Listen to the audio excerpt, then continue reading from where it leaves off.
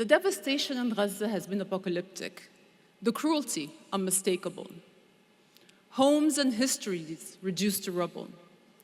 Tens of thousands of people killed. Israel is starving the entire population under a blockade that cuts off every lifeline. Doctors, weak from hunger, struggle to treat patients with scarce resources. Journalists, bravely reporting from the front lines, are killed with impunity. For many across the world, Gaza is challenging perspectives and fundamental assumptions. It is compelling people to ask, which narratives are presented as unquestioned truth and why?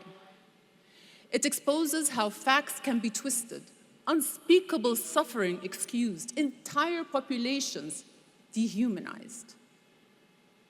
And yet people are bullied into accepting distortions as truth, even when evidence suggests otherwise.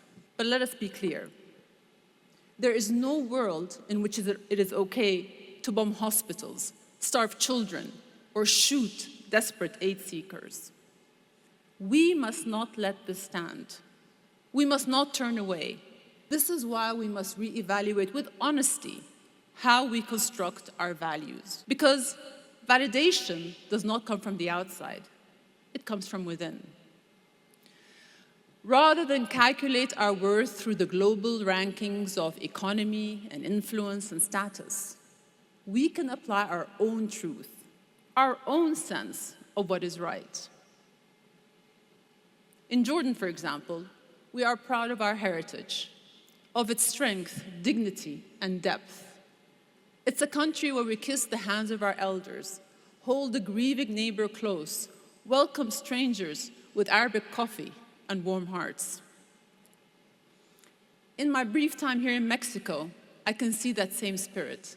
For me, my faith is my moral anchor. Islam teaches us compassion, charity, justice, and the dignity of all people. These are not just principles, but actions that shape our daily lives, from how we touch our foreheads to the earth in humble prayer, to how we greet each other. Peace be upon you. And what is true for us as individuals is also true for our countries. Because Jordan and Mexico may not lead in global rankings, but we have strived to do the right thing. My country has opened its doors to millions displaced by conflict.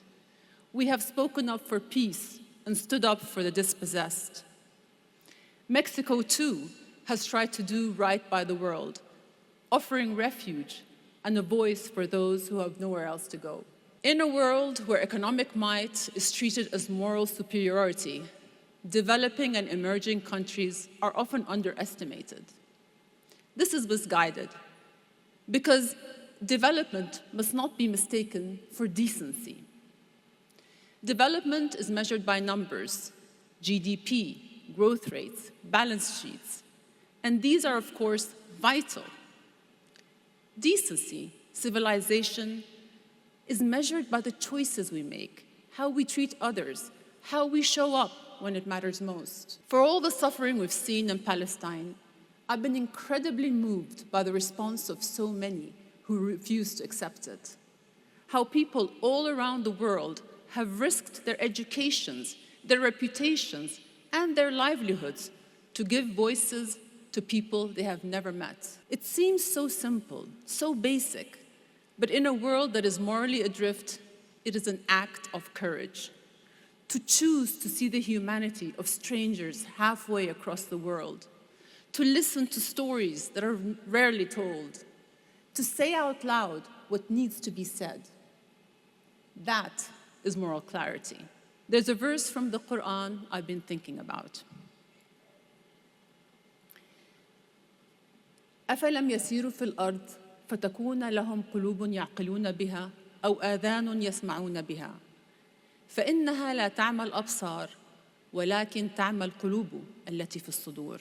The hearts inside our chests can be blind.